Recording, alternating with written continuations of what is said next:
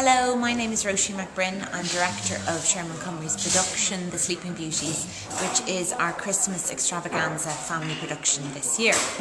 We're here in our workshop today, where everyone is really busy at work. We're only a week till we begin rehearsal, and what we're going to have a look at today is some of the journey between the design.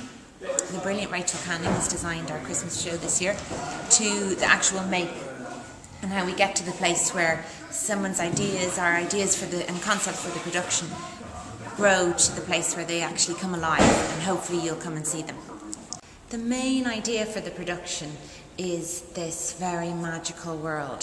Stars feature really heavily in the story, and of course there's a castle where the two, not one, Sleeping Beauties live.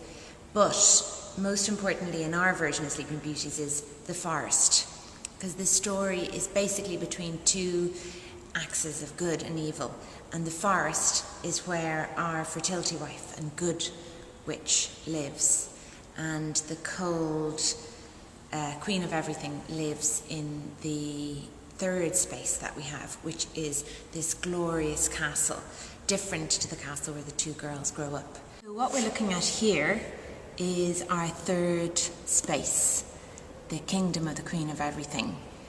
So we've got to the second half of the story, where the two princesses have woken up with one prince whose adopted mother is the queen of everything, a cruel, wicked witch who we learn very quickly has a double agenda. And she lives in a very cold place. This is a very pared back version of the set. But what we're going to have a look at is these structures, which have lots of different functions. They move around the space to create buildings, but also they're the home of Echo, who is the Queen of Everything's alter ego, and a scary creature who actually is her good part. And what we're going to just go and have a look at is we're going to go into the workshop and see how they're building these structures and how they're going to work.